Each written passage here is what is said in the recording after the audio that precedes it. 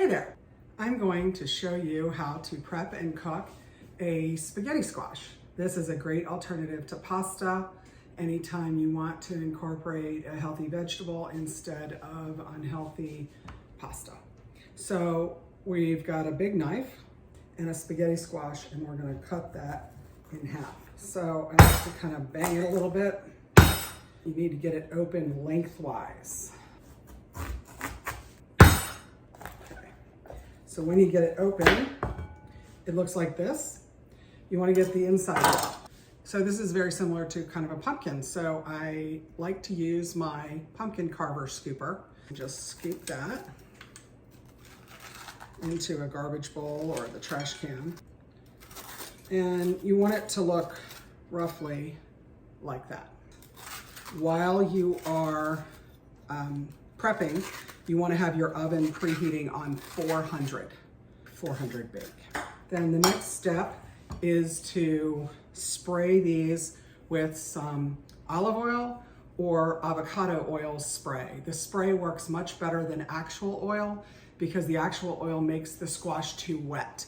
Use the spray to wet the surface, and then I'm gonna sprinkle a little Himalayan pink salt. You could use kosher salt or sea salt. I don't recommend table salt.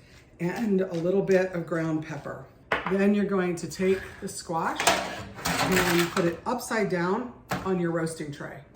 And then you want to take a regular table fork and you want to kind of stab the outside of it. You can get a little aggressive with this. This helps vent some of the steam. I just find that it cooks better when you do this. And then you're going to cook these for 30 minutes at 400. I'll show you again how to do the preparation once they're cooled down.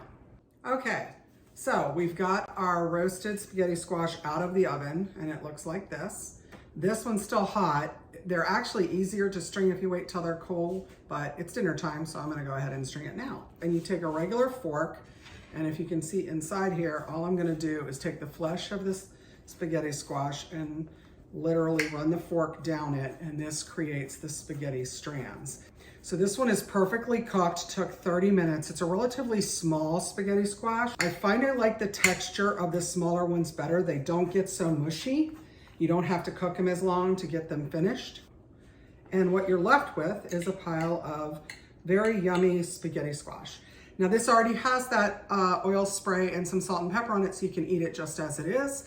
You can add some other seasonings, or you could throw it into a pan with some veggies and some meat and make like a stir fry.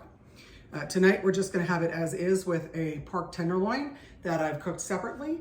And that's really all there is to it. It's really versatile and very healthy.